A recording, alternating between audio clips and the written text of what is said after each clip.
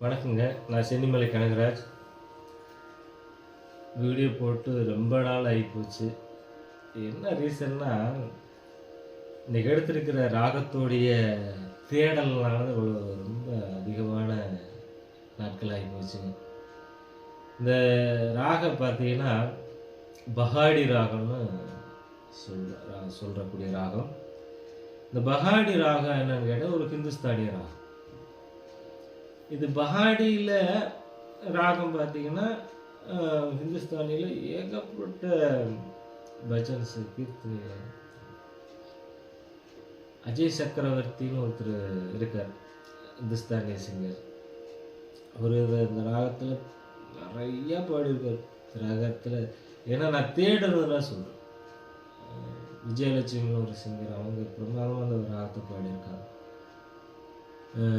சூரஜ் பண்டித் அப்படின்னு ஒருத்தர், அவரும் பிரமாதமாக பாடியிருக்காங்க.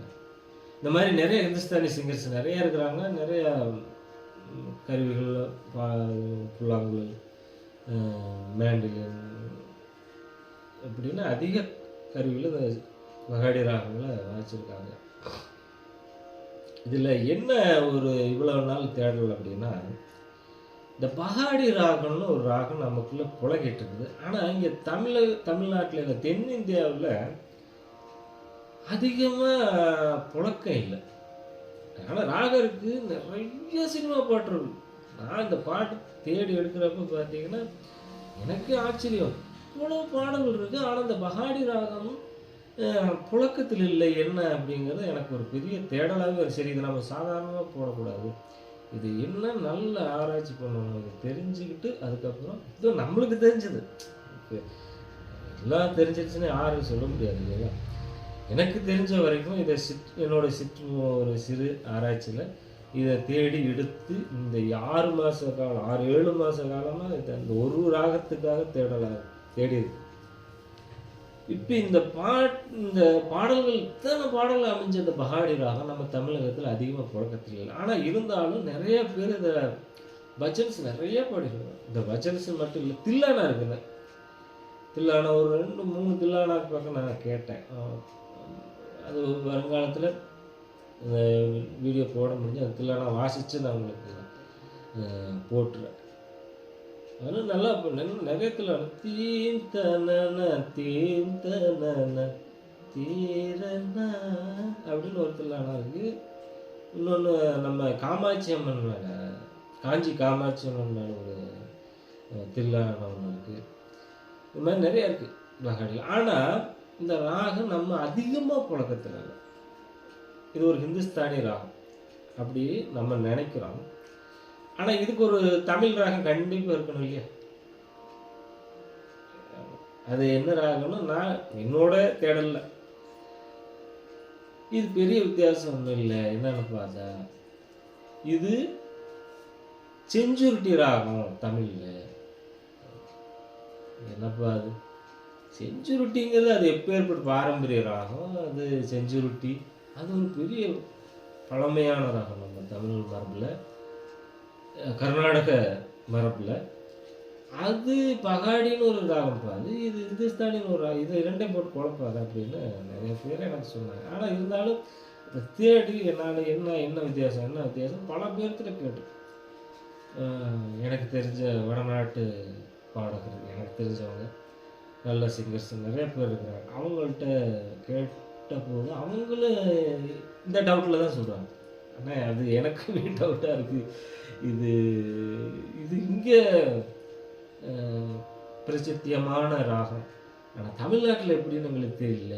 ஆனால் இளையராஜா சார் பார்த்தீங்கன்னா இந்த ஏகப்பட்ட பாட்டுகள் போட்டிருக்காரு பஹாடி ராகத்தில். ஆனால் எனக்கு அதுதான் ஒரு முரண்பாடாக இருக்குல்லங்க. இது என்ன, இது ஒரு ராகம் தான், தனி ராகமா இல்லை இது ரெண்டும் மிங்கிளான ராகமாங்கிறது எனக்கு ஒரு டவுட்டாக இருந்துச்சு. இதான் இது போல் இந்த 6-7 மாதமாக இதுக்காகத்தான் இவ்வளவு தேடும். இதை தேடி இதை கண்டு பண்ணி வாசி பார்த்து இதை நம்ம பாடம் பண்ணி இதை பண்ணி இதை 2 ராகத்துக்கு என்ன வித்தியாசம் அப்படின்னு பார்த்தா ஒரு வித்தியாசம் இல்லை. இதுக்கு ஆரோணம் அவரோணம், அதாவது பஹாடியோட ஆரோணம் அவரோணமும் செஞ்சுருட்டியோட ஆரோண அவரோகணமும் ரெண்டும் ஒரே சேமா இருக்கு. சரி, சொரம் தானே சேமா இருக்கு, ஸ்தானம் வேற மாறி இருக்கலாமலான்னு பார்த்தா ஸ்தானமும் அதிகமாக இருக்கு. சரி, ஸ்தானம் தான் அப்படியா இருக்கு, இது பிறந்த தாய் ராகம் வேறையா இருக்குமான்னு பார்த்தா தாய் ராகம் ஒன்றாது. ஹரிகாம்போதியில் தான் 2 ராகமும் ஜென்னியும். அரிகாம்போதியோட அதில் இருக்கக்கூடிய சுரஸ்தானம், நான் தப்பா சொல்லணும், ஹரிகாம்போதியில் தான் 2 ராகமே ஜென்னின்னு சொல்கிறாங்க.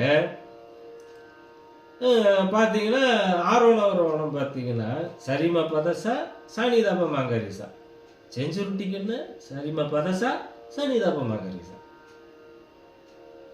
சுரஸ்தானம் 2க்கும் ஒரே சுரஸ்தானம் தான், வேறு எந்த ஒரு வித்தியாசம் இருக்கிற மாதிரி எனக்கு தெரியல. அப்புறம் பார்த்தீங்கன்னா பாடுற வித்தியாசம், அவங்க இந்துஸ்தானி முறைப்படி பாடுறாங்க. இப்போ நம்ம இந்த ஆரோணம் பாருங்க, இப்போ நம்ம தமிழ் முறைப்படி பாட அதை செஞ்சுருட்டியாக பாடணும்னா சா ரே ம ப த சா சா நீ த ப ம க ரே சா, இது நம்ம பாடுறோம். ஆனால் இதே தான் அவங்களும் பாடுறாங்க. அவங்க எப்படி பாடுறாங்க, சரே ம ப த சா, இது சுத்தர தெரியாது, அவங்க அப்படிதான் பாடுறாங்க. சரே சமா பத சா சா நீ த ப ம க சா அப்படின்னு பாடுறாங்க. இதில் என்ன அவங்களுக்கு நம்மளுக்கு என்ன வித்தியாசம்னா ஸ்வரபேதகம். நம்ம பாடுற அந்த அக்யூரேட்னா அந்த அக்யூரேட்டியான அந்த ஸ்வரம் மட்டும்தான் இருக்கும்.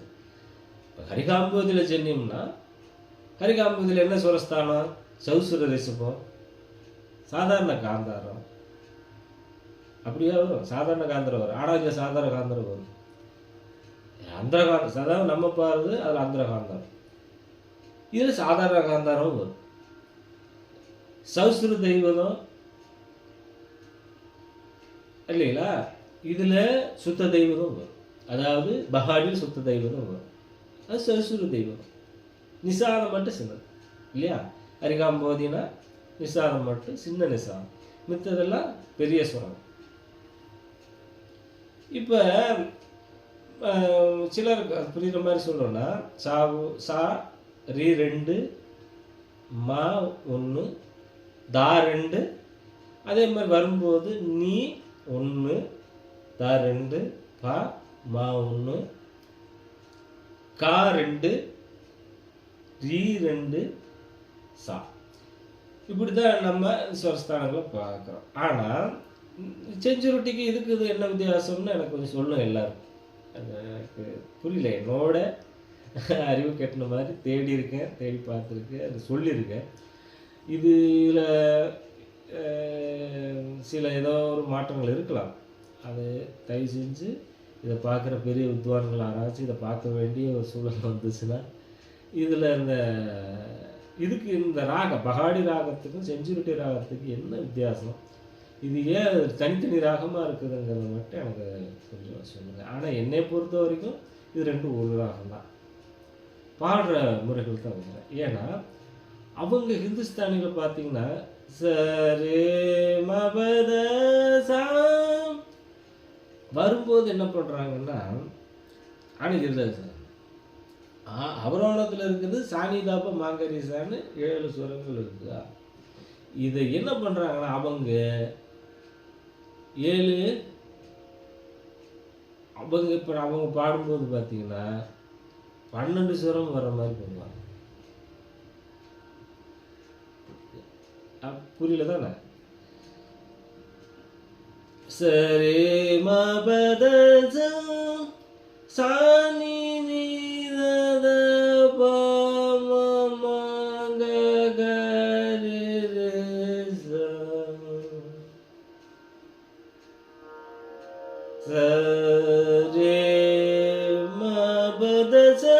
இது நம்ம பாடுறோம். அவங்க சரே மபத சா நீ த ப ம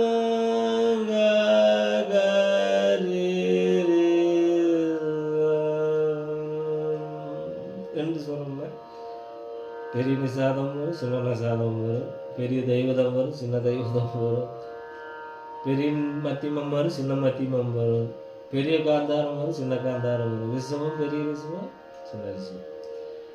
எல்லாம் இப்படி பாடும்போது அவங்க அப்படித்தான் பாடுறாங்க. இதில் முரண்பாடு இப்படி இருக்கிறதுனால தான் நமக்கு இந்த ராகம் வேறு இந்த ராகம் வேறுன்னு நம்ம நினைக்கிறோம் போல இருக்குன்னு நான் நினைக்கிறேன். அதனால் இதை பற்றி கொஞ்சம் சொல்லுங்கள். நான் கொஞ்சம் வாட்சி காட்டுறேன் அந்த ராகம் அவங்க எப்படி பாடியிருக்காங்க வாச்சிருக்கிறாங்க அப்படிங்கிறது. சென்னையில் வாட்சதெல்லாம் நிறையா புட்டு அதை கேட்டு தான் நானும் வாசிக்கிறேன். அது எப்படி இருக்குன்னு நீங்கள் சொல்லணும் கமெண்ட்டில் பாருங்கள். இதுக்கு பஹாடி ராகமும் இந்த செனாயில் எப்படி வாசிக்கிறாங்க, இல்லை அந்த பக்கம் பாடல்கள் எப்படி பாடிக்கிறாங்கன்னு வாசி காட்டுறேன். நம்ம செஞ்சுருட்டி ராகமும் வாசி காட்டுறேன். இது என்ன வித்தியாசம் இருக்குன்னு கொஞ்சம் சொல்லுங்கள். ஏன்னா செஞ்சுருட்டி ராகம் இங்கே ரொம்ப பழமையான ராகம், நிறைய பாடல்கள் இருக்குது இல்லையா. பார்த்தீங்கன்னா ஸ்ரீ சகரராஜ ஸ்ரீநாதனேஸ்வரி மாடு மேய்க்கும் கண்ணே நீ போக வேண்டாம். இந்த மாதிரி நிறைய திருப்புகளில் கூட நாதவிந்து கலாதி நமோ நம அப்படியே திருப்புகள் இருக்கு. இதை செஞ்சு விட்டு நான் பழமையான ராகம் அதெல்லாம் நிறைய இருக்கு. நம்ம பயன்படுத்துறதை பற்றி சொல்கிறேன். இப்போ நம்ம இது போக் சாங்காக தான் இங்கே வந்து அப்படி தான் படம். ஒரு காவடி சிங்கெல்லாம் பார்த்தீங்கன்னா செஞ்சுருட்டியில் தான் இருக்கு. அதனால இதுவும் கிராமிய ராகம் தான் சொல்லப்படுது. என்னன்னா செஞ்சுருட்டி ராகம் அவங்க இந்துஸ்தானிலே அது கிராமம்னு தான் பேராம். பஹாடி அப்படின்னா ஒரு மலை கிராமம்னு தான் பேராம். அங்கே இருக்கிற அதாவது இமாலய பிரதேசத்தில் இருக்கிற மக்கள் ஒரு சாரா மக்களுக்கு பஹாடினே பேர். ஏன் பஹாடின்னு பேர்னா அவங்க நம்ம மலைவாழ் மக்கள் நம்ம தமிழில் சொல்கிற மாதிரி அவங்க பஹாடி இனத்தவர் அப்படி சொல்லுவாங்க.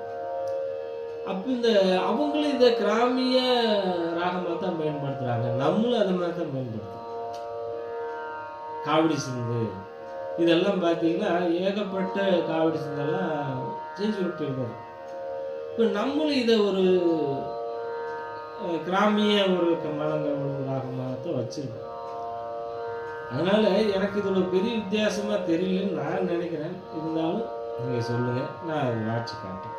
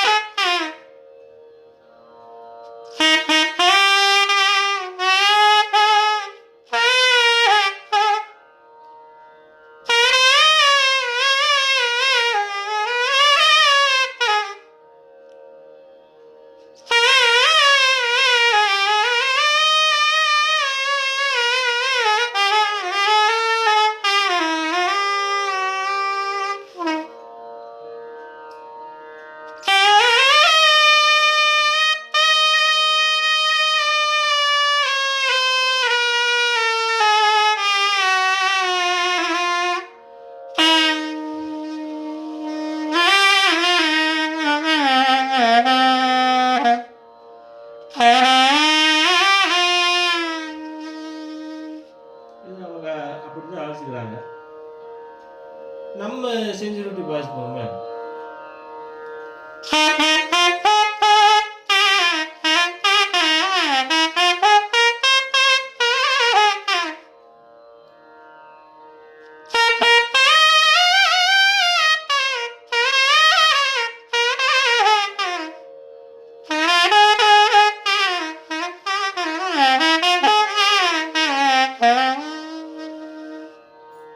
இதுக்கு என்ன வித்தியாசம் நீங்கள் தான் சொல்லணும். இந்த ரெண்டு ராகத்துக்கு என்ன வித்தியாசம்? என்னை பொறுத்த வரைக்கும் ரெண்டும் ஒன்று தான் நான் நினைக்கிறேன். இது வித்தியாசங்களை தயவு செஞ்சு சொல்லணும்னு நான் கேட்டுக்கிறேன். பஹாடி ராகத்தில் அமைஞ்ச பாடல்களை பார்க்குறோம். இது ஒரு பழைய பாடல் தாங்க. எம்ஜிஆர் நடித்த படம். இது உரிமை குரல் படத்திலிருந்து வெளியே கதை எழுது பாடல். கண்ணதாசன் ஐயா தான் அந்த பாடலை எழுதியிருக்கிறாங்க. இசையமைச்சது எம்எஸ்வி அவங்க தான். பாடினது பார்த்திங்கன்னா நம்ம யேசுதாஸ் ஐயாவும் சுசீலா அம்மாவும் வந்து பாடியிருக்கிறாங்க. இந்த பாட்டு 2 சுதியில் வாசிச்சு காட்டுறேங்க. 2.5 வாசிக்கும்போது கொஞ்சம் ஒரு மாதிரியாக இருக்கிறதா இருக்கும். ஆனால் மத்தியம சுதியில், அதாவது 5.5 சுதியில் வாசிக்கிறப்ப இந்த பாட்டு கொஞ்சம் நல்லாயிருக்கும். இதை பாட்டை பாருங்கள், யாருக்கு எந்த சுதியில் செட் ஆகுதோ அதை வாசிங்க. இப்போ பார்க்கலாம். 2.5 சுதியில் ஃபஸ்ட்டு வாசிங்க.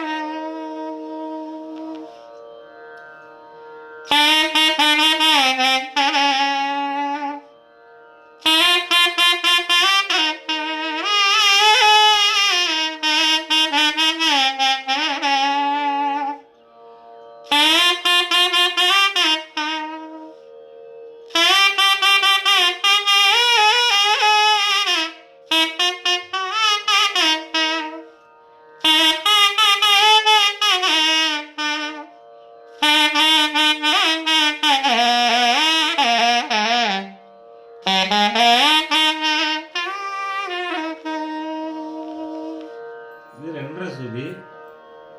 இது 5.5 சுதியில், அதாவது மத்தியம சுதியில் வாசிக்கலாம்.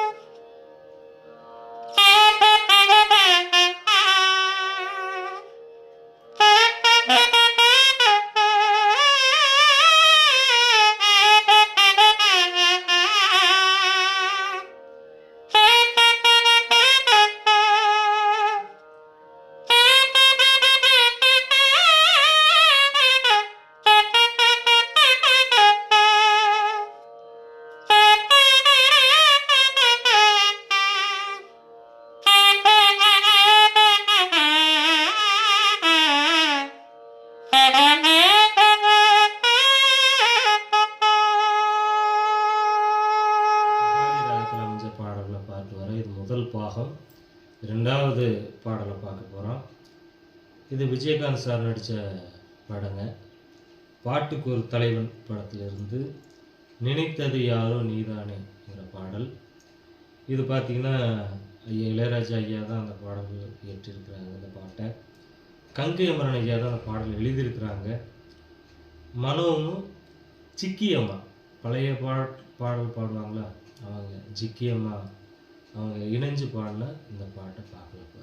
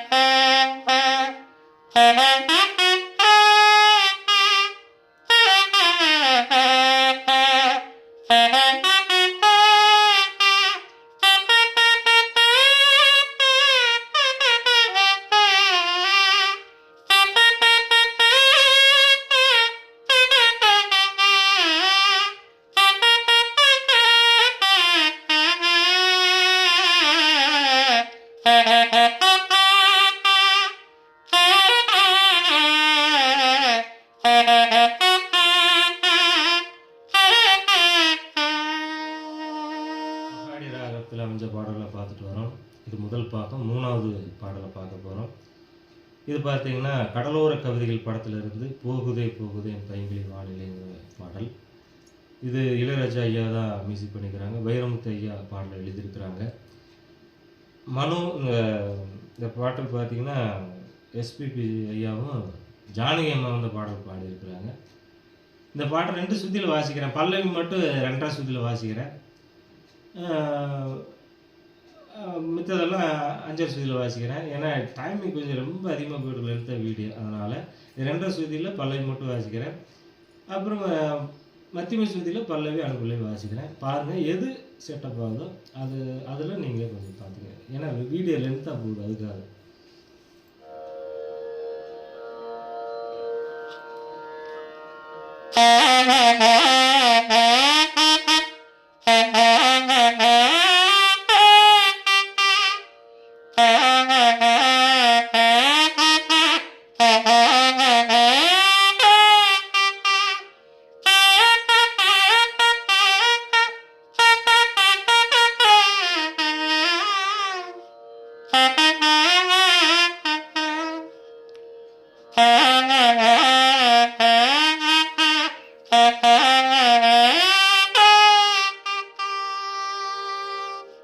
இது 2 5ஆம் சுத்தியில் மத்தியம சுத்தியில் வாசிக்கிறேன்.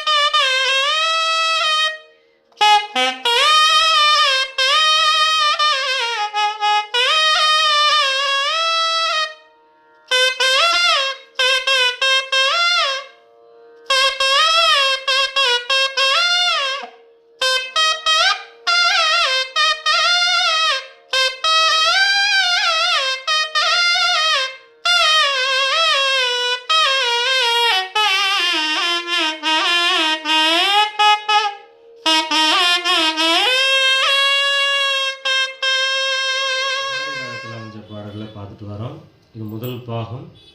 4வது பாடலை பார்க்க போகிறோம். இது மரியான் படத்திலிருந்து இன்னும் கொஞ்ச நேரம் இருந்தால் தான் என்னங்கிற பாடல். இது ஏஆர் ரஹ்மான் ஐயா தான் மியூசிக் பண்ணியிருக்கிறாங்க. கபிலன் ஐயா அந்த பாடல் எழுதியிருக்கிறாங்க. இது பார்த்திங்கன்னா விஜய் பிரகாஷ் ஐயாவும் சுவேதா மோகன் அவர்களும் அந்த பாடல் பாடியிருக்கிறாங்க. இந்த பாட்டை பார்க்கலாம்.